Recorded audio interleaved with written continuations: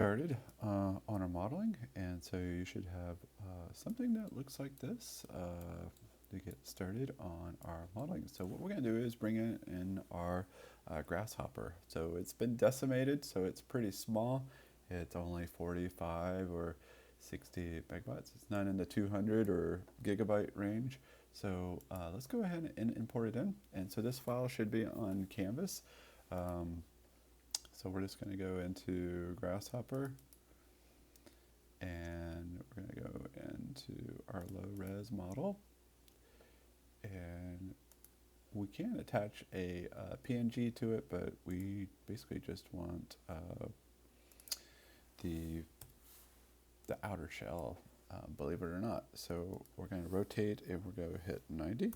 We'll definitely use it as reference down the road.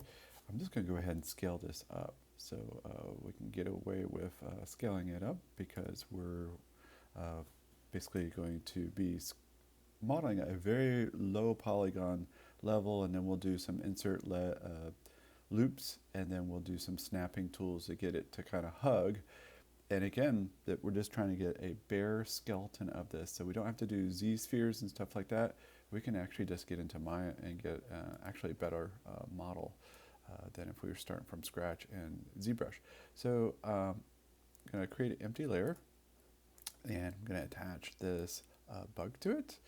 And you can see I turn it on and off, and I want to go ahead and hit T or R, so we can lock it down. Okay, but so now the challenging part is actually get to our cube. So I'm going to hit 4, and just to get this started, I'm just going to go ahead and go to vertex. Again, we have everything locked down, and we're going to go ahead and start stretching out so we can see it. Right now it's so small we can't see it. Pull this out, pull that out, and then I'm going to go hit 5. So again, 4 mode is wireframe, 5 is shaded. So when we hit 4, we can actually see the topology of this. And so if we tried to rig this, this would be horrible, right? Because this is all triangulated data. So if I tried to rig this, number one, it would be hard to bend because it's the mesh is not clean. Also, we can see our edge here. And also, if we tried to paint our weights, it would just be a nightmare. So whenever you see behind the scenes of animation, you'll see it's usually a low poly form, and it's rigged, so it's just easier to bend the joints, bend correctly. All right, so we're going to hit 5, and we're just going to go ahead and start shaping this out.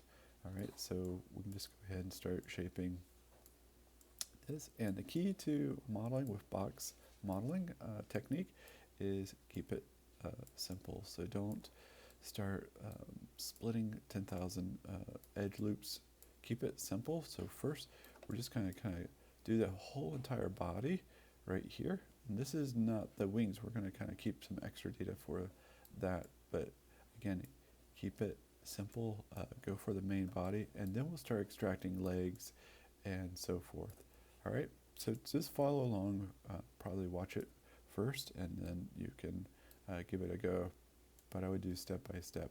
All right, so what I'm going to do is just extrude this out. I'm kind of purposely going to stop here in front of that leg, and also right in front of here.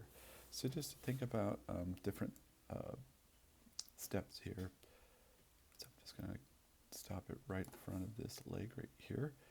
And I'm not really sizing anything yet. I'm just hitting G, which is the last feature was extrude. I'm just going to go right in front of that leg right here, kind of in front of that head too. So there's another cut here. Go to here. Hit G, maybe go in front of the eyes. G, and again, we're going to do probably those eyes separately, and then we have the antennas. All right, so I'm just going to go to my side view and go right click in vertex. And you're just going to just start hugging the shape. Now we're going to do a lot more cuts to this, but right now we're just kind of giving kind of a general shape. Again, if we were doing this and we just had our images just like the dumpster, we would have the front, side, and back view, and a little bit more work, but kind of cheating by having a 3D object. So it's not cheating, but a little bit easier modeling technique. All right, and we have this locked in, so we don't have to worry about this floating away, but we do want to go ahead and start hugging some sort of rough shape. So I'm just pulling this way up and I'm pulling it back so I can just start to see a little bit of the form. Okay, so this is way out, so I'm just pulling this out.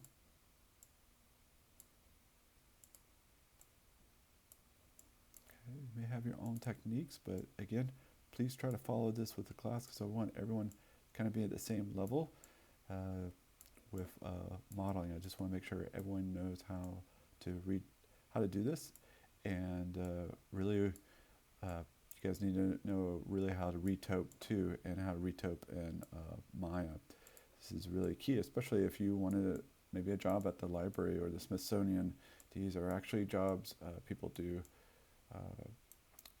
working on forms like this. So get used to hitting 4 and 5 because I just kind of lost where that was. So I'm going to pull this out. Again, I'm just kind of echoing this.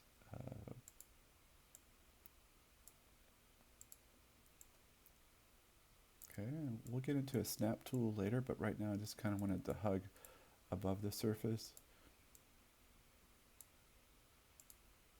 We're going to split it a lot more, but again, just kind of keep it simple shapes. And so if I hit 4, you can start to see we have